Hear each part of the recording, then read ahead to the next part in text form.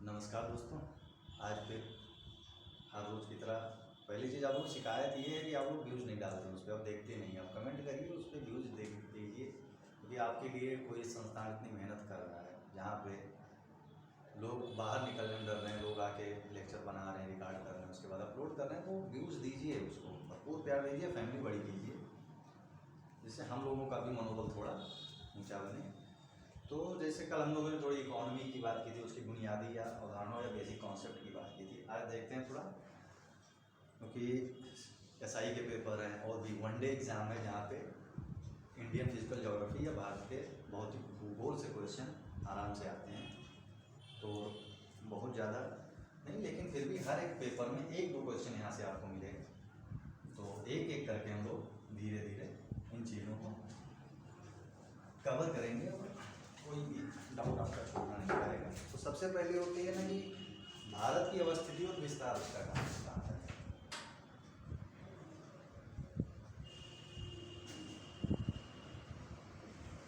भारत की अवस्थिति क्या है, इसी चीज़ को लेके, ठीक।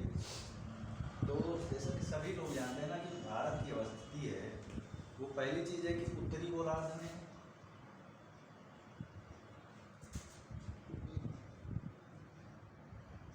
आप अगर मैप को देखेंगे, जैसे मान लीजिए ये एक ग्लोब है या एक मैप है और ये विषुवत रेखा है, ठीक, जीरो।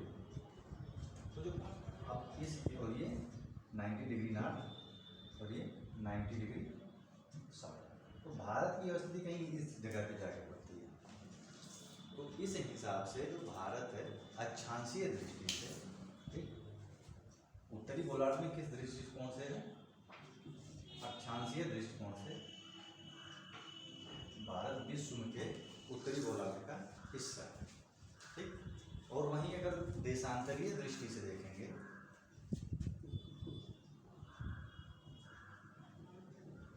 तो भारत पूर्वी गोलार्ध में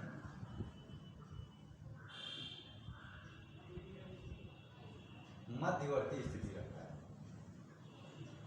यानी लगभग बीच के आसपास पड़ता है, मध्यवर्ती स्थिति रखता है पूर्वी गोलार्ध के हिस्से, ठीक। तो अब क्या है इसका कि एक चीज़ ये चीज़ देखते हैं कि इसकी जो विस्तार है अक्षांश या देशांतर को लेकर है, ठीक। तो अगर अक्षांशीय विस्तार जब विषुवत रेखा के हिसाब से, अक्षांश क्या होता है ना कि कोई भी जो पॉइंट होता है विषुवत रेखा को केंद्र मान के काम किया जाता है, विषुवत रेखा को उसको त्रिज्या मान के काम किया जाता है। तो कितना कोण बनाती है, तो अक्षांशीय दृष्टिकोण से आप देखेंगे तो जो भारत का विस्तार है 8 डिग्री 4 मिनट से लेकर, जो भारत की मेन भूमि है, ठीक, 37 डिग्री 6 मिनट तक, ये मेन, ठीक। और वहीं अगर उसके मतलब सभी चीज़ों को मिला लिया जाए, जितने आइलैंड्स हैं, जितने द्वीप समूह हैं, उनको भी मिला दिया जाए, तो जो भारत का विस्तार बनेगा वो भारत का विस्तार वो 6 डिग्री 45 मिनट से लेके ये हो जाएगी मुख्य भूमि। तो दूसरा अगर 6 डिग्री 45 मिनट से लेके 37 डिग्री 6 मिनट तक, क्योंकि सबसे लास्ट में आप जाएंगे तो वही पड़ेगा अंडमान निकोबार द्वीप समूह। तो ये जो विस्तार इसका आएगा वो द्वीप से, ठीक। उसके साथ देशांतरीय विस्तार है, ठीक। देशांतर रेखाएं तो वही होती है कि एक जो ग्लोब को एक वर्टिकली कॉट करती हैं, इस तरह से ये आपकी देशांतरीय रेखाएं बनती हैं। तो देशांतरीय विस्तार भारत का बनेगा 68 डिग्री 7 मिनट से लेके, ठीक, 68 डिग्री 7 मिनट से लेके 97 डिग्री 25 मिनट। ये सारे तथ्य हैं और इनको ध्यान में रखिएगा। क्या पता वनडे एग्जाम के क्वेश्चन यहाँ से बन सकते हैं, नहीं भी बन सकते हैं। खासकर ये चीज़ ध्यान रखिएगा कि जो अक्षांशीय विस्तार है उसमें जो द्वीप सहित विस्तार क्या है और मुख्य भूमि का विस्तार कैसे बनता है, ठीक। और जो अगर मुख्य भूमि के विस्तार की बात की जाए, ठीक, मुख्य भूमि के विस्तार की बात की जाए तो जो नॉर्थन पॉइंट है इंडिया का, उसका नाम क्या है, जो नॉर्थन पॉइंट है या उत्तरी बिंदु है इंडिया का, भारत का जो एकदम से उत्तरी बिंदु है वो इंदिरा कॉल के नाम से जाना जाता है, तो शायद आप सभी को पता होगा। उत्तरी है वो इंदिरा कॉल के नाम से, वो दूसरा जो दक्षिणी बिंदु है वो इंदिरा पॉइंट के नाम से जाना जाता है। ये हिस्सा जाके नाम मतलब साउथ अंडमान में पड़ेगा, ठीक। और ईस्टर्न आएगा, वो आएगा किविथु, एक स्थान है किविथु। और वेस्टर्न आएगा गौरीमा, ठीक। अगर मुख्य भूमि के विस्तार की बात की जाए तो दक्षिणतम पॉइंट आपकी केप कॉमरिन या कन्याकुमारी हो जाती है, ना कि तरफ, ठीक। अब भारत का अगर विस्तार 8 डिग्री 4 मिनट से 37 डिग्री 6 मिनट तक है, तो भारत को एक जो रेखाएं, कई सारी रेखाओं में से एक जो रेखा है कर्क रेखा या 27.5 डिग्री जो नॉर्थ रेखा है, 23.5 डिग्री नॉर्थ रेखा सॉरी, तो वो किन किन भागों में काटती है भारत को, कितने प्रदेशों से होके गुजरती है, वह किन किन प्रदेशों के आसपास से जाती है। तो सभी को पता है लगभग 8 प्रदेश हैं जिनसे हमारी वो कर्क रेखा गुजरती है। तो 23 डिग्री 23.5 डिग्री नॉर्थ की जो है वो कौन कौन से राज्य से गुजरती है? गुजरात,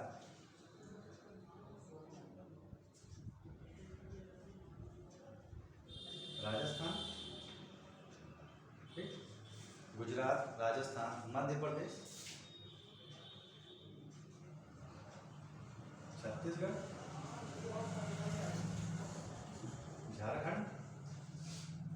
झारखंड, पश्चिम बंगाल, त्रिपुरा और झारखंड, पश्चिम बंगाल, त्रिपुरा और मिजोरम। कितने हो गए? 1 2 3 4 5 3 8। तो इनको एक नॉर्थ से वो कहते हैं, वेस्ट से ईस्ट में अरेंज किया गया, तो इसको ध्यान में रखिएगा। और जो मानक समय है भारत का, जो भारत का मानक देशांतर समय जिस पर निकाला जाता है, वो जो क्या है कि 82 डिग्री 30 मिनट का जो है वो कौन कौन से राज्य से गुजरती है, तो उसमें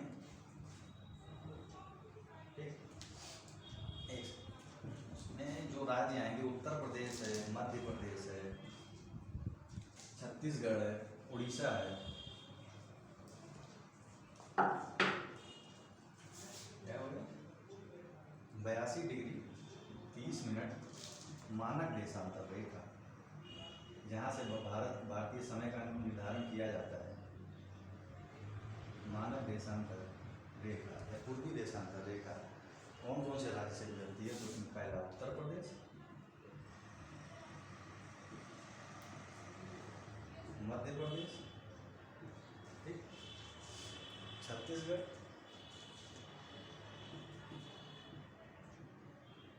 उड़ीसा और आंध्र प्रदेश।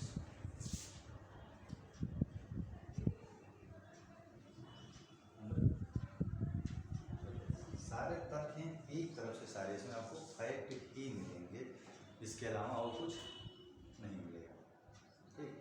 अब कुछ एक शहर की बात करते हैं जो कर्क रेखा से निकटतम है, काफ़ी निकटतम शहर है कर्क रेखा के, ठीक। उसमें हम आपको कुछ एक पॉइंट इसमें लिखवा देंगे, उसको अरेंज कर लीजिएगा कि कौन ज़्यादा नज़दीक है, कौन कम नज़दीक है। तो इन चीज़ों को ध्यान में रखिएगा कि कर्क रेखा से निकटतम जो शहर, ज़्यादा नहीं 5-6 शहर हैं, जैसे भोपाल है वो 23 डिग्री 25 मिनट की अवस्थिति है उसकी, ठीक। जबलपुर है, जबलपुर 23 डिग्री 11 मिनट की अवस्थिति है, ठीक। उसके अलावा उज्जैन है, रांची है, उज्जैन है, रांची है। उज्जैन की जो अवस्थिति है 23 डिग्री 9 मिनट की है, और रांची की अवस्थिति 23 डिग्री 11। फिर गांधीनगर, आइजोल और अगरतला। ठीक, गांधीनगर की अवस्थिति 23 डिग्री 13 मिनट की और आइजोल की जो अवस्थिति है वो 23 डिग्री 36 मिनट की।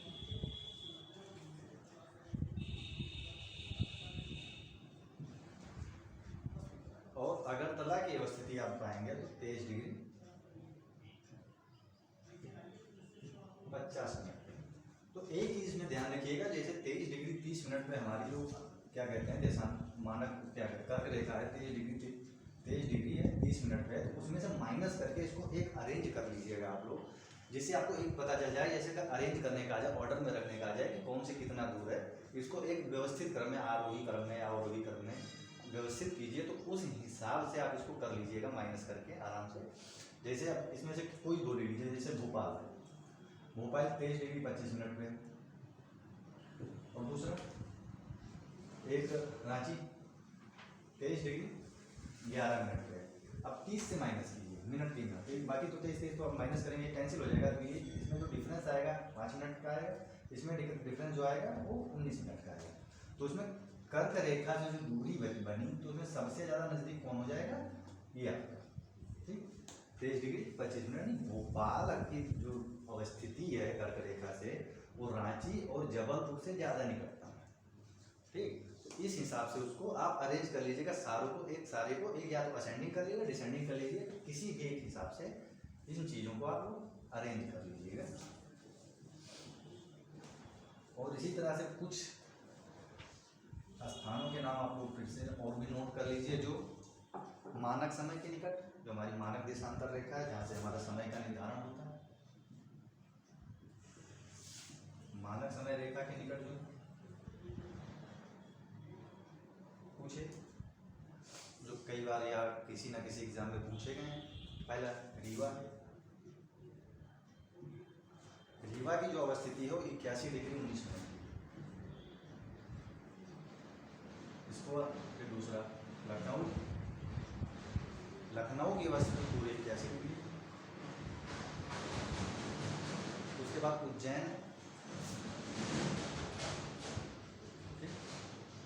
उज्जैन की अवस्थिति 78 डिग्री 29 मिनट की है। उसके बाद बेंगलोर और सागर,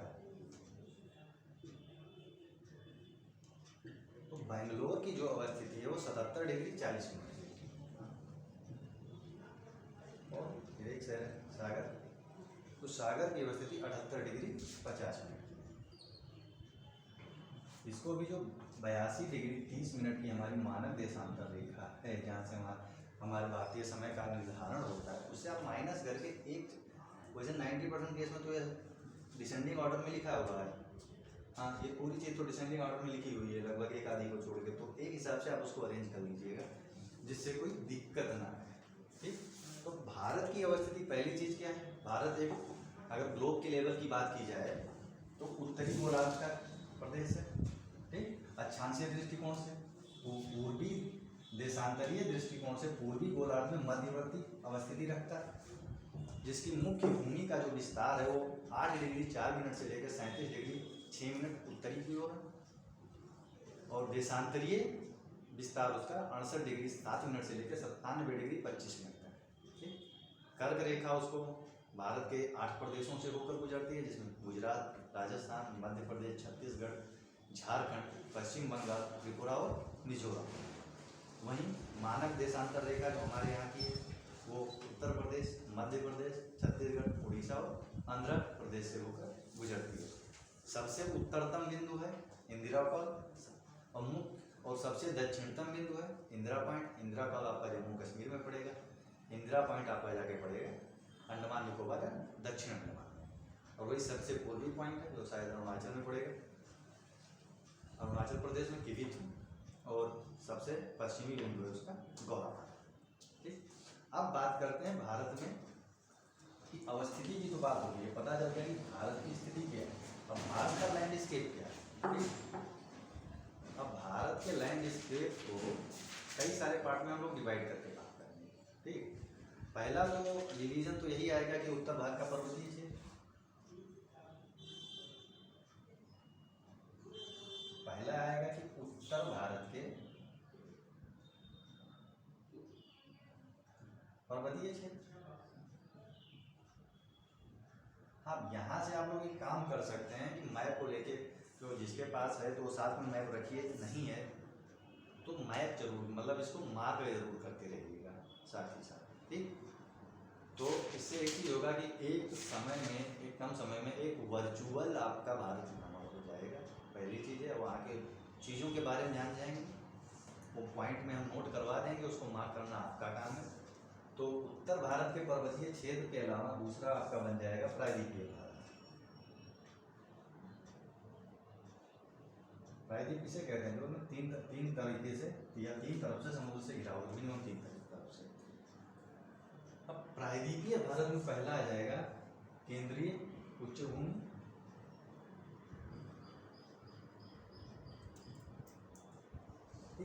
केंद्रीय उच्च भूमि के भी हिस्से बनेंगे, अरावली पर्वत श्रेणी या मेवाड़ का पठार, मालवा का पठार, बुंदेलखंड का पठार और विंध्य पर्वत।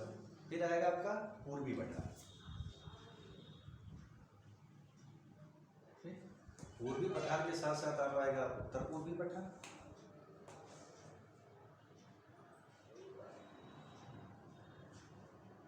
ये यहाँ से तो यहाँ तक की जो जर्नी है वो वेस्ट से लेके ईस्ट की तरफ जा रही है, यानी कि हम केंद्रीय उच्च भूमि की बात करेंगे तो सबसे पहले बात करेंगे अरावली पर्वत की बात करेंगे। अरावली पर्वत के बाद हम बात करेंगे मेवाड़ का पठार या मालवा का पठार। उसके बाद अगर पूर्वी पठार में जाएंगे तो छोटा नागपुर का पठार है, छत्तीसगढ़ बेसिन है, दंडकारण्य का पठार है। उसके बाद अगर उत्तर पूर्वी पठार पे जाएंगे तो एक ही चीज़ है कि मेघालय का पठार है, जिसमें शायद गारो खासी जैंतिया पर्वत श्रेणियाँ हैं, ठीक। उसके बाद आएंगे तो दक्कन का पठार। अब हम नॉर्थ से साउथ की तरफ जाएंगे। दक्कन का पठार के बाद दक्षिण पर्वतीय क्षेत्र,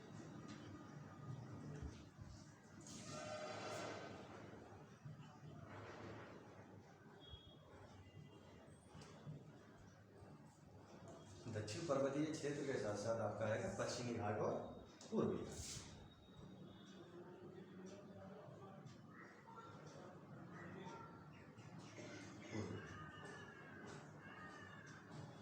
ये एक बेसिक डिवीजन है जो हर जगह पे आपको मिलेगा, ठीक।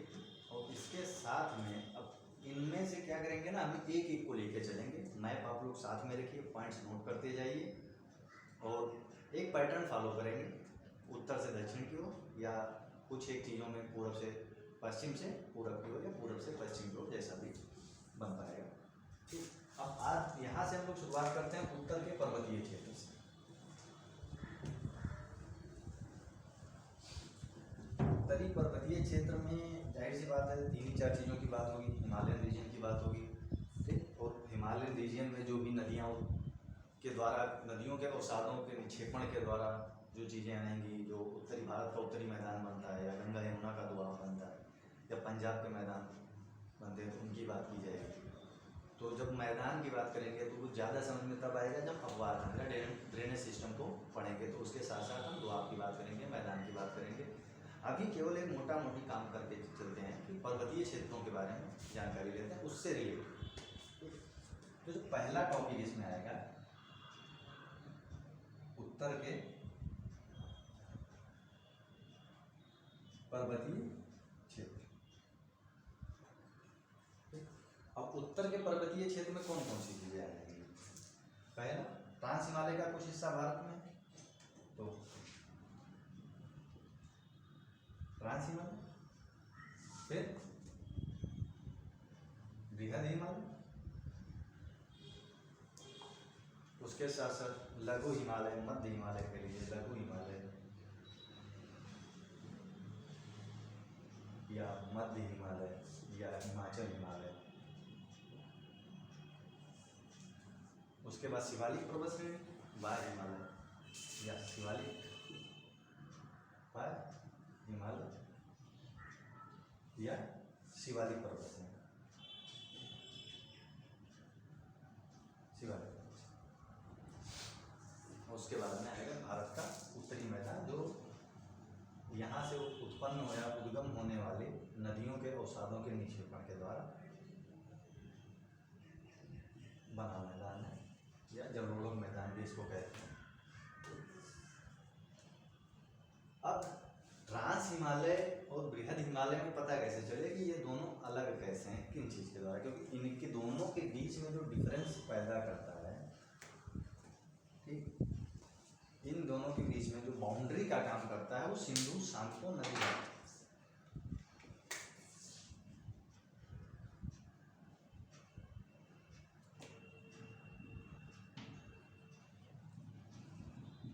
सिंधु सांगपो नदी घाटी, सिंधु सांगपो नदी घाटी। अगर क्वेश्चन पूछ लिया जाए आप लोगों से कि अगर ट्रांस हिमालय को बृहद हिमालय से करने वाली जो संरचना है, जब ट्रांस हिमालय बृहद हिमालय से कैसे अलग होता है, तो इन दिनों के बीच में सिंधु सांगपो नदी घाटी पाई जाती है। इन दोनों के बीच का जो हिस्सा है उसे मेन सेंट्रल थ्रस्ट बोलते हैं। ठीक, इनके बीच में कश्मीर की घाटी पाई जाती है, इसको बोलते क्या? मेन सेंट्रल थ्रस्ट के द्वारा ये बृहद हिमालय लघु हिमालय से अलग होता है। इसके बीच में कश्मीर, इसमें कश्मीर की घाटी पाई जाती है। ठीक, अब कश्मीर की, और उसके साथ क्या है, अगला आता है लघु और बृहद के हिमालय, मेन बाउंड्री पॉइंट है। ठीक, इन दोनों के बीच में मेन बाउंड्री पॉइंट है।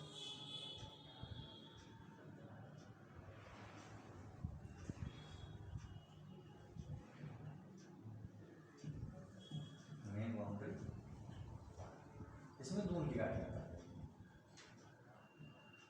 जितने भी देहरादून और भी जितनी चीज़ें हैं, इधर उत्तराखंड का रीजन जो खास आता है, तो इसमें आपको मिल जाएगा। उसके बाद हिमालयन फ्रंट फॉल्ट, और जो एक बेसिकली भारत के उत्तरी मैदान से खासकर एक मैदानी संरचना है, HFF या Himalayan front fault. Himalayan front fault, क्योंकि अगर आप उत्पत्ति के बारे में जाएंगे तो इनकी उत्पत्ति कैसे हुई, तो उसमें एक टर्म आता है पर्वत निर्माणकारी बल संचलन के बारे में बात की जाती है। पर्वत निर्माणकारी संचलन की बात होती है जब संपीड़न बल लगता है। इससे पहले माना जाता है कि एक एशियन प्लेट थी और एक यूरेशियन प्लेट थी। भारतीय प्लेट यूरेशियन प्लेट से टकराई, इन दोनों के बीच में पहले टेथिस सागर की अवस्थिति थी। टेथिस सागर में बहुत सारे मलबा जमा हुआ और वहाँ पे अवसादों का निक्षेपण लगातार होता रहा। अब फिर जब पहले टेथिस सागर की प्लेट यूरेशियन प्लेट से टकराई तो फिर ट्रांस हिमालय का निर्माण हुआ, फिर टेथिस सागर का धीरे धीरे संकुचन हुआ। उसके बाद फिर दोबारा जब टकराव की स्थिति बनी तो उसके बाद बृहद हिमालय को अदर संरचना का और भी सारी संरचना का निर्माण हुआ। ये हम जब कॉन्सेप्ट के टॉपिक में पढ़ेंगे तो उसमें पर्वत रचना करके फैक्टर है या प्लेट टेक्टोनिक थ्योरी है, तो उसमें ज़्यादा क्लियर से समझ में आया है। जब महाद्वीपीय टक्कर की बात की जाएगी, ऐसा सबको पता है ना कि पूरा विश्व 7 प्लेटों में विभाजित है। कुछ लोग इसको 6 मानते हैं, कुछ 7 मानते हैं। जो 6 मानते हैं उसमें वो उत्तरी अमेरिका और दक्षिणी अमेरिका की प्लेट को एक मान लेते हैं, 7 मानते हैं वो उनको अलग करके मानते हैं। तो इस हिसाब से अब जो भी है, लेकिन ज़्यादातर जगह पे उनको 6 ही माना जाता है अमेरिकन अर्थ साइंस की रिपोर्ट के हिसाब से। ठीक, अब बात करेंगे क्या तिब्बत के बाद फिर ट्रांस हिमालय, फिर ITSZ का एक एक करके। ठीक, तो अब क्या करते हैं कि अब ट्रांस हिमालय से हम लोग शुरुआत करते हैं एक एक टॉपिक या एक एक समझ।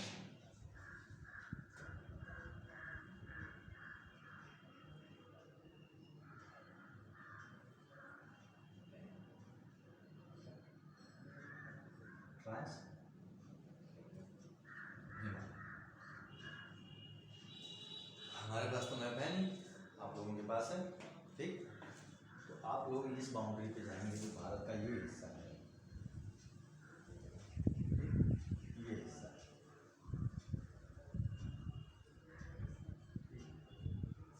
भारत के अगर इस हिस्से पे आप जाएंगे तो जो ट्रांस हिमालय की अवस्थिति है, ये तो आपका पामीर का पठार हो गया और इस तरह से जिसे एक छत की तरह दिखाया जाता है। उसके बाद अगर ट्रांस हिमालय की अवस्थिति जाएंगे तो उसकी जो पर्वत श्रेणियाँ ये इस तरह से करते हैं, 3-4 लाइनों में मिलकर कुछ एक जगह पे आपको देखने को मिलेगा। कुछ एक क्या बोल यार आप उधर से इधर की तरफ आएंगे, उत्तर से दक्षिण की तरफ आएंगे तो ट्रांस हिमालय की जो पहली पर्वत श्रेणी है काराकोरम,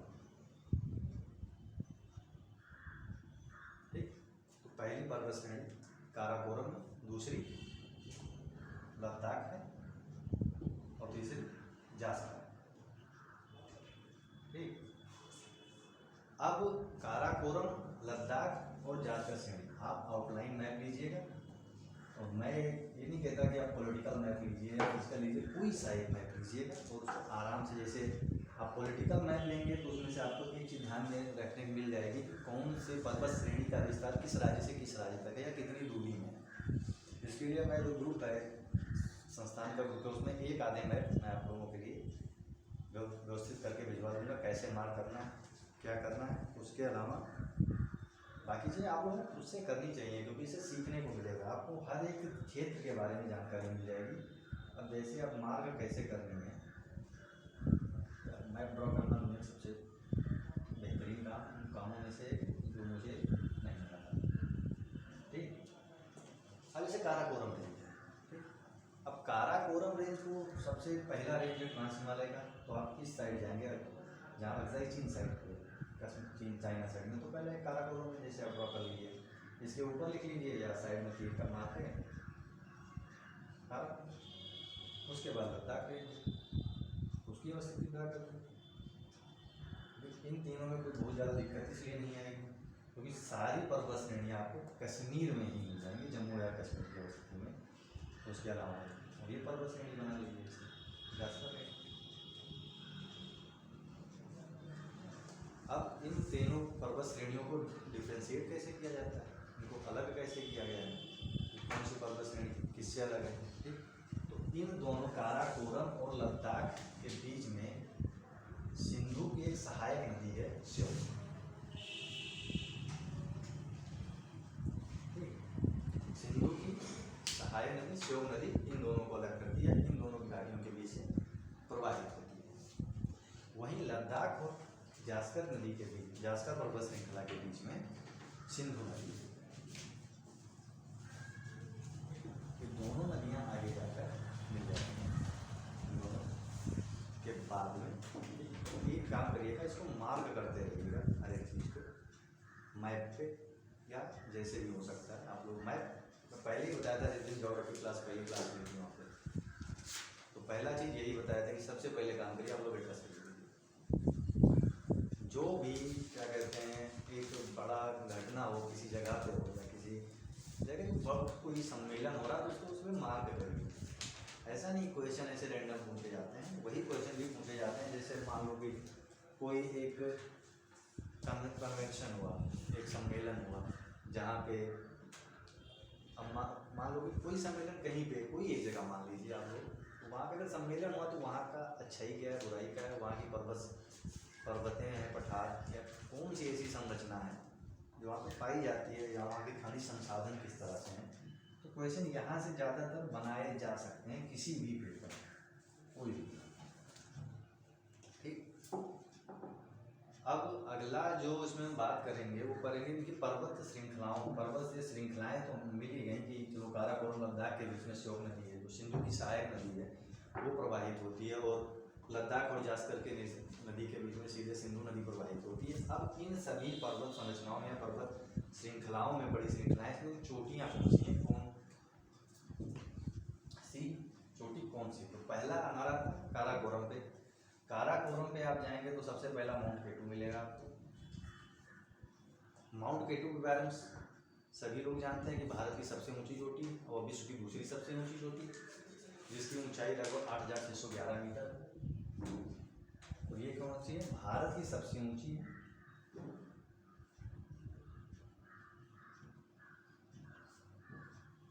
और विश्व की में दूसरे नंबर पे, विश्व की दूसरी।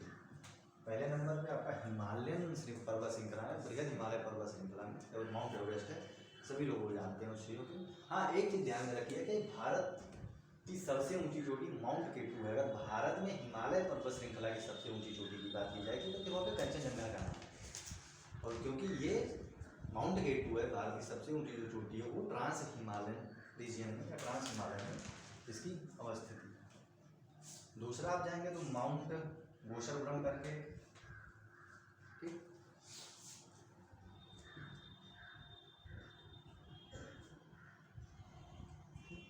और दूसरा अगला आ जाएंगे तो माउंट माशरब्रम करके।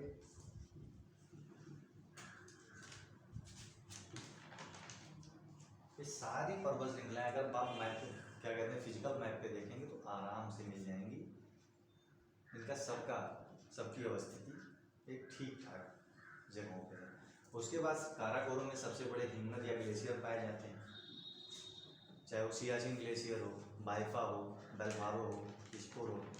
सियाचिन अगर ध्रुवीय प्रदेश को छोड़ दिया जाए तो सबसे बड़ा ग्लेशियर है, सबसे बड़ा हिमनद है ध्रुवीय प्रदेश के बाद। सबसे बड़ी लंबी हिमनदीय घाटी कह सकते हैं, हिमनद कह सकते हैं, जिसमें ऊंजा की सहायक नदी नुब्रा प्रवाहित होती है। तो इसमें ये तो पर्वत चोटियाँ होंगी, ठीक। उसके अलावा हिमनद की बात की जाए तो में सबसे पहला नाम आता है सियाचिन का। तो इसके बारे में पहला तथ्य यही है कि इसमें सियाचिन नदी में एक नदी है हुंजा, ठीक। हुंजा की जो सहायक नदी है नुब्रा में होती है।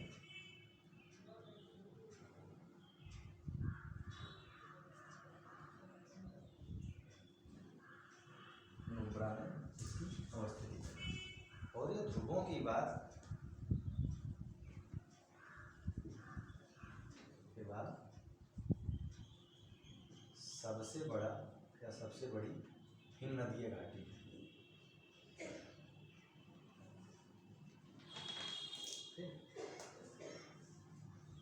उसके अलावा अगले हिमनद की बात की जाए तो बाइफा। सियाचिन के बारे में ध्यान से देखिएगा, लद्दाख के बारे में ध्यान से देख लीजिए, क्योंकि अभी एक काफ़ी बड़ा तनाव चला था हमारा पैंगांग से लेकर, वो भी काराकोरम पर्वत श्रृंखला के बीच में हुई है। पैंगांग से लेकर भारत चाइना के बीच के जो तनाव की जो स्थिति थी उसमें से अब इसी में हिमनद की बात है। जो अगला आता है बाइफा। बाइफा के बाद बेलफारो,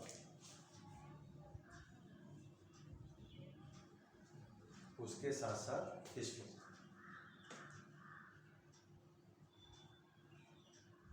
ये 4 हिमनदीय घाटियाँ हैं जो भारत में अवस्थित हैं और साथ साथ काराकोरम रेंज में। अब काराकोरम रेंज पे अगर हिमनद की बात हो गई है, पर्वत श्रेणियों की बात हो गई है, तो पासेस की बात कर लेते हैं। दर्रे, कौन से दर्रे कहाँ पे हैं? तो सबसे पहला दर्रा है इसी के नाम पे काराकोरम पास है।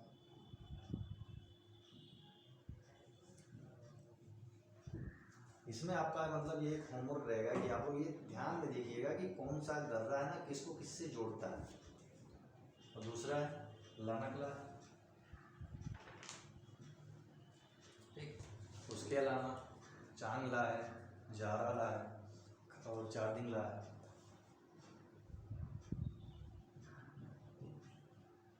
चांगला, जाराला और चारदिंगला। और इन सबकी जो अवस्थिति है वो जम्मू और कश्मीर के साथ चाइना, जम्मू कश्मीर और चाइना के बॉर्डर पे। अब काराकोरम रेंज के साथ इससे ज़्यादा क्वेश्चन मुझे नहीं लगता आएंगे। इसमें तीनों क्या कहते हैं, पर्वतों की बात हो गई, पर्वत चोटियों की बात हो गई, हिमनद की बात हो गई और दर्रों की भी बात हो गई, ठीक। और अगला फिर हमारा लद्दाख रेंज।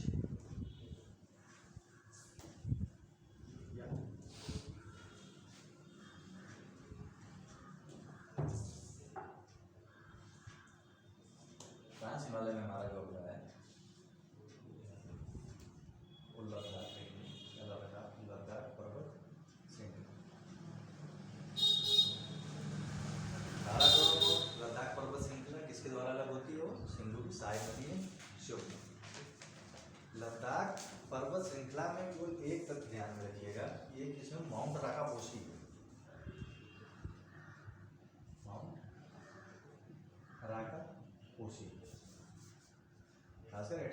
इसका मतलब बहुत सही तरीके से मार्क नहीं किया गया, चिन्हित नहीं किया गया है।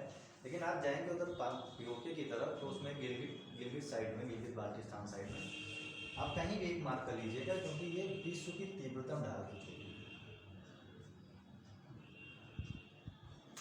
तीव्रतम ढाल, जो वलन की प्रक्रिया हम पढ़ रहे थे, तो आप लोगों ने एक चीज ध्यान में रखी होगी किस तरह से वलन की प्रक्रिया होती है, वलन का क्या भाव होता है। अगर इसमें माउंट राकापोसी का कुछ किस हिसाब से कहानी है, इसका जो निर्माण है, तीव्रतम ढाल का मतलब ये कि एकदम से लंबोट जाएगी कुछ हिस्से, तो माउंट राकापोसी क्या है, गिलगित के पास, गिलगित बाल्टिस्तान के पास गिलगित एरिया है पीओके में, और विश्व के तीव्रतम ढाल की चोटी।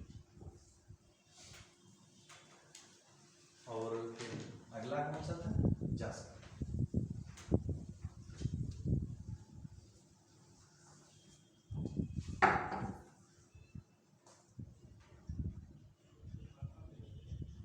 जास्कर पर्वत श्रृंखला, ये जो उत्पत्ति और संरचना की दृष्टि से, ठीक, उत्पत्ति व संरचना के जो दृष्टिकोण से इसको देखा जाए तो बृहद हिमालय का हिस्सा है।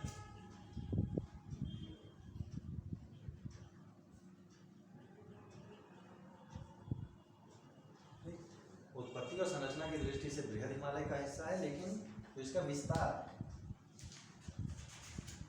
वो कहाँ पे, ट्रांस हिमालय,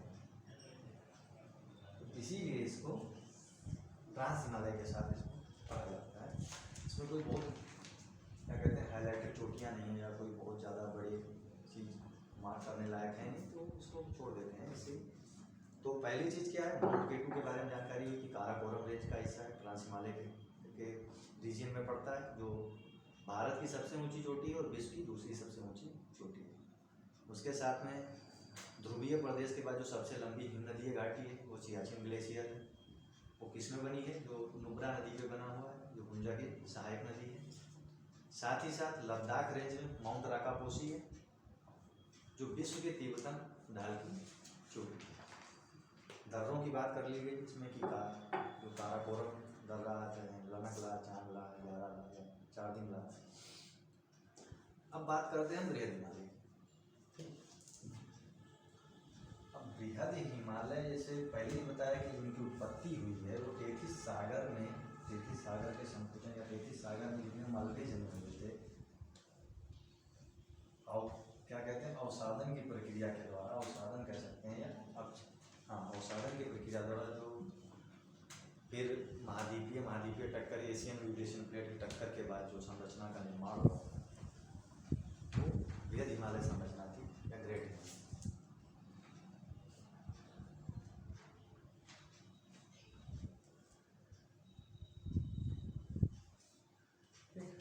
बृहद हिमालय का जो विस्तार है,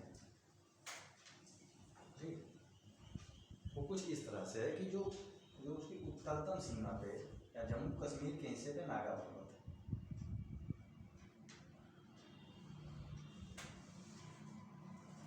और जो उसकी सबसे पूर्वी सीमा पे आते हैं तो नामचा पर्वत, यहाँ पे नामचा पर्वत, माउंटेन। उसके बाद आएंगे उत्तराखंड में आएंगे तो सबसे पहला पर्वत चोटी पड़ेगी, उसे बोलते हैं केदारनाथ। फिर बद्रीनाथ, और फिर नंदा। ये दोनों उत्तराखंड में अवस्थित। उसके बाद धौलागिरी,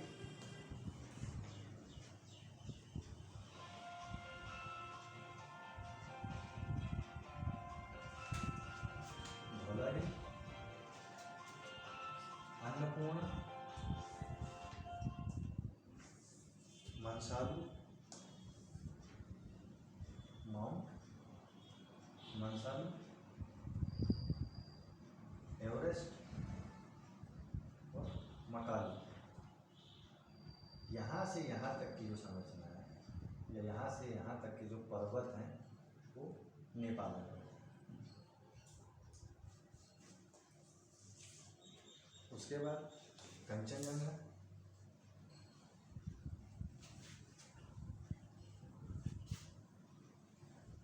कंचनजंगा बृहद हिमालय की भारत में सबसे ऊंची चोटी है। तो कंचनजंगा आपको जाके सिक्किम के आसपास पड़ जाएगा और नामचा बरवा फिर अरुणाचल प्रदेश में इम्पोर्टेंट माउंटेन्स हैं। और एवरेस्ट के बारे में सभी लोग जानते हैं कि विश्व की सबसे ऊंची चोटी कंचनजंगा बृहद हिमालय की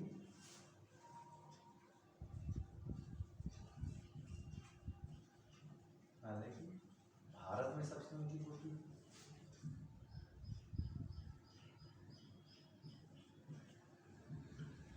और एवरेस्ट विश्व की सबसे ऊंची चोटी।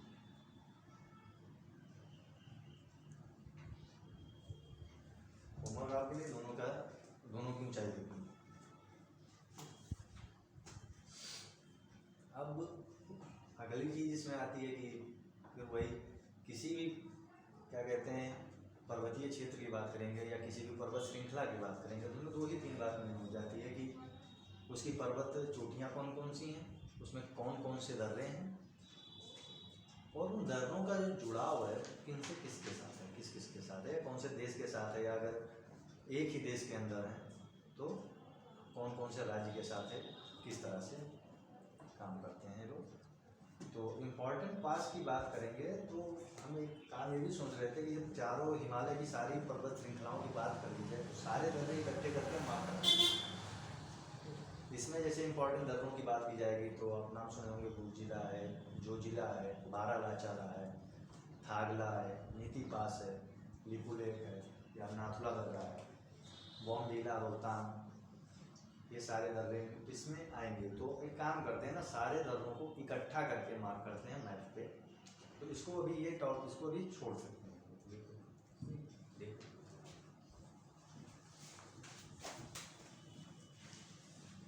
तो अब अगला कौन सा हिमालय बनेगा, लघु हिमालय या मध्य हिमालय?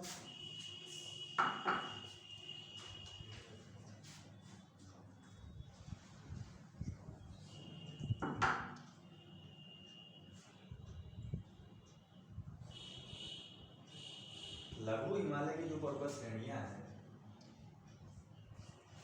उन्हें जम्मू और कश्मीर में पीर पंजाल पर्वत श्रेणी दी जाती है।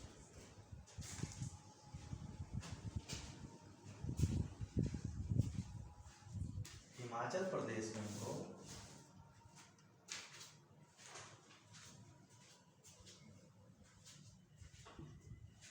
धौलाधर के नाम से,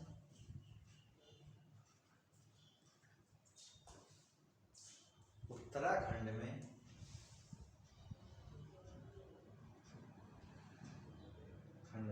नागटिब्बा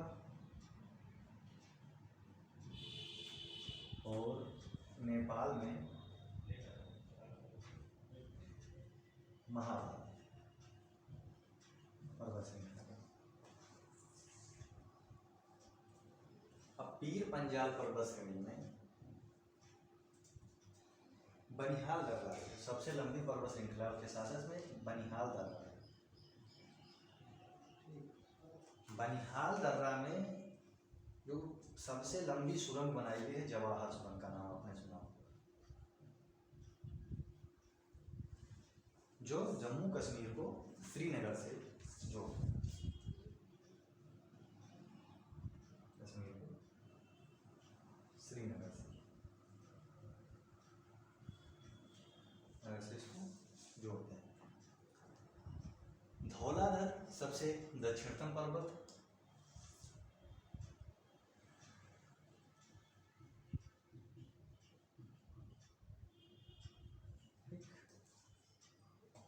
उसके अलावा उत्तराखंड में इनको नागटिब्बा कहा जाता है और महाभारत नेपाल में इनको महाभारत कहा जाता है।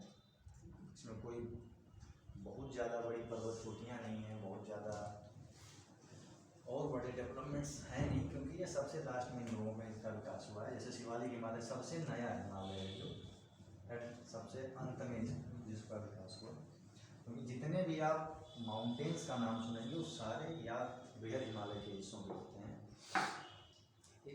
अब शिवालिक हिमालय की अगर बात की जाती है,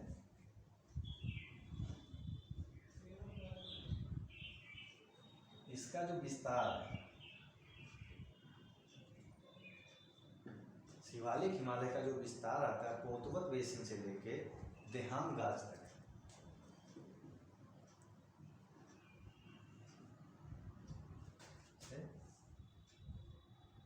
देहाम गाज, कोतवत बेसिन पाकिस्तान की में है और ये असम में है, अरुणाचल, असम, देहंगा असम में। और जिसकी उत्पत्ति हुई है हिमालय की नदियों के द्वारा लाए गए अवसादों के अवशेषों से।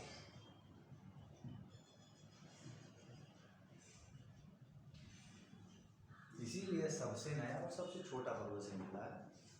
इसमें बहुत ज़्यादा वो नहीं कि पर्वत चोटियों का, बहुत बड़ी पर्वत चोटियों का निर्माण हुआ हो या और भी ऐसी कोई संरचना का निर्माण हुआ है,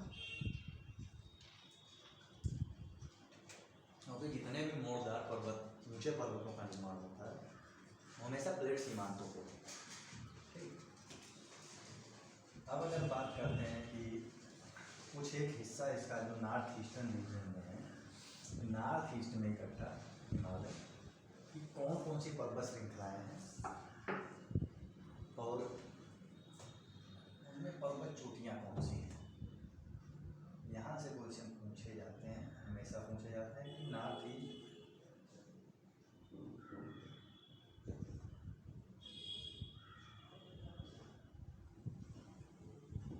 उत्तर पूर्वी भारत में हिमालय।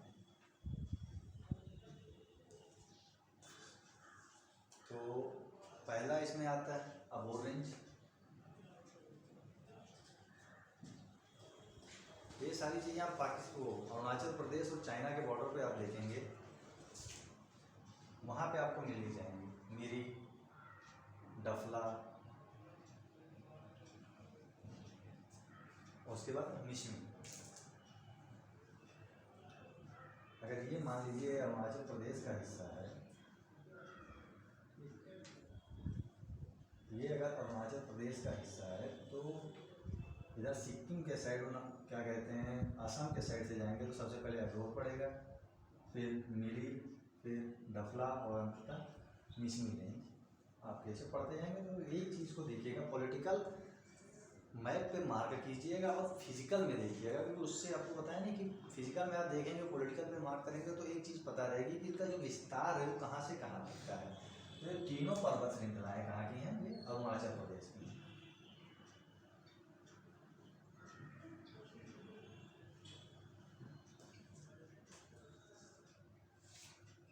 उसके अलावा इसे पूर्वांचल हिमालय भी कहते हैं। उसके अलावा फिर आप आएंगे पटकाई भूमि, ये फिर आप उधर से उत्तर से दक्षिण की तरफ जाएंगे अरुणाचल प्रदेश में, अरुणाचल प्रदेश से नीचे की तरफ नागालैंड एरिया है या नागालैंड जो एरिया के जाएंगे तो सबसे पहले आएगा पटकाई भूमि,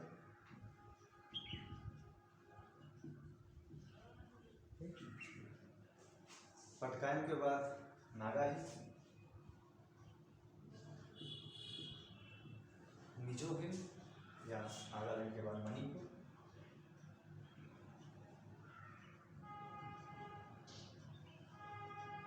मिजो हिल्स और फिर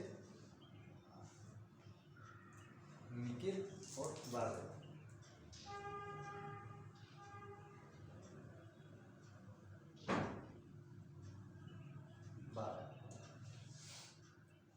मणिपुर हिल में लोकटक झील है,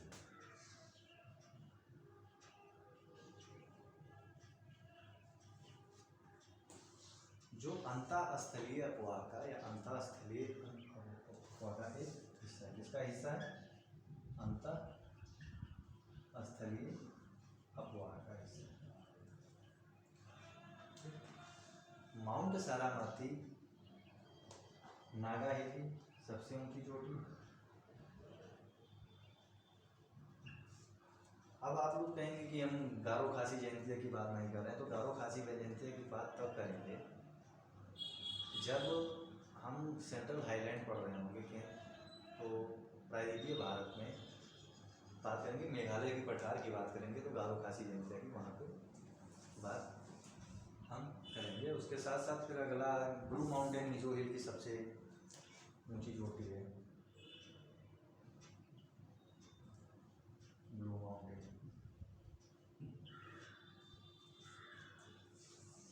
इस तरह से अब जो मार्क जरूर करिएगा, बार बार मैं एक चीज़ बोल रहा हूँ कि मैप पे जाके एटलस पे जाके मार्क करने के साथ साथ उस पर फिर आउटलाइन पे मार्क जरूर करिएगा।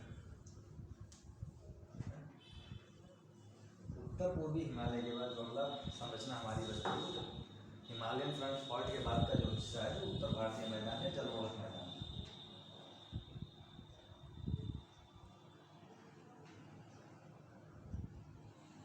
पहली चीज़ इनका जो निर्माण हुआ है वो नदियों के अवक्षेपण अवसादों के, नदियों के द्वारा लाए गए अवसादों के अवक्षेपण के द्वारा हुआ है। अब जलोढ़ मैदान की जो स्थिति होती है किस तरह से होती है, मान लीजिए क्योंकि ये एक पर्वतीय रीजन है,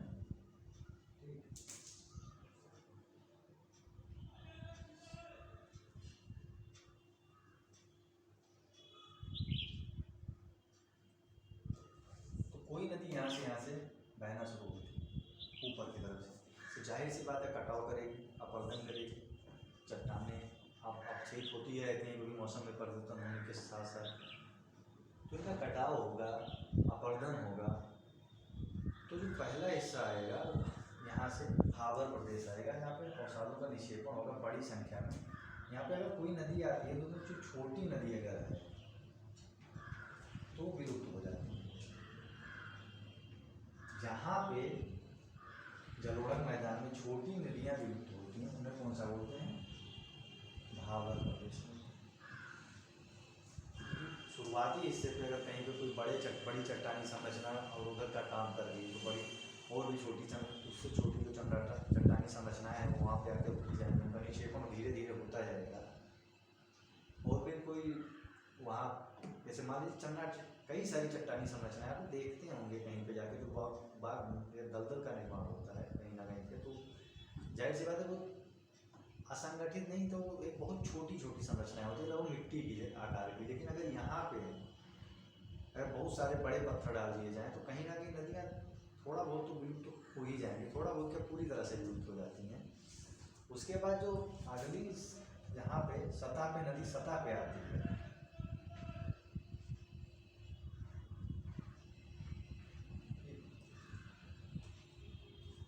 तो जल भराव की स्थिति उत्पन्न हो जाती है।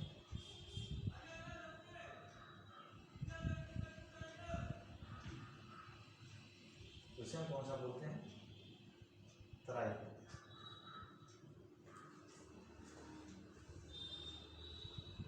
उसके बाद का जो हिस्सा आएगा वो पुरानी अवसादों का जो निक्षेपण हो रहा होगा, जो छोटे अवसाद हैं जलोढ़ मृदा से नहीं, इसके बारे में डिटेल में हम पढ़ेंगे जब मिट्टी का पढ़ेंगे। लेकिन जो हिमालयन भूमि का जो हिमालय कहते हैं हिमालयन फ्रंट फॉल्ट के बाद की जो भूमि का निर्माण हुआ वो इसी तरह से हुआ। तो एक इस चीज़ को थोड़ा सा जानना जरूरी बन जाता है कि कैसे निर्माण हुआ। जो पुरानी जलोढ़ मृदा से निर्मित है ये बाढ़ से अप्रभावित होते हैं,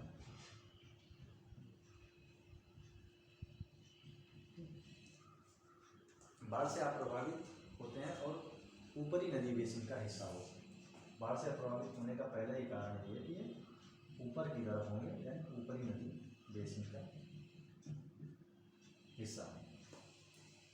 इनको बांगर प्रदेश कहते हैं।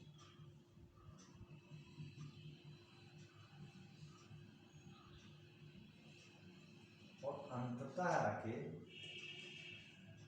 जहाँ पे नवीन नए अवसादों का अवक्षेपण होता है वहाँ पे नवीन जलोढ़ मृदा का निर्माण होता है। ये निम्न नदी बेसिन के क्षेत्र का हिस्सा होते हैं।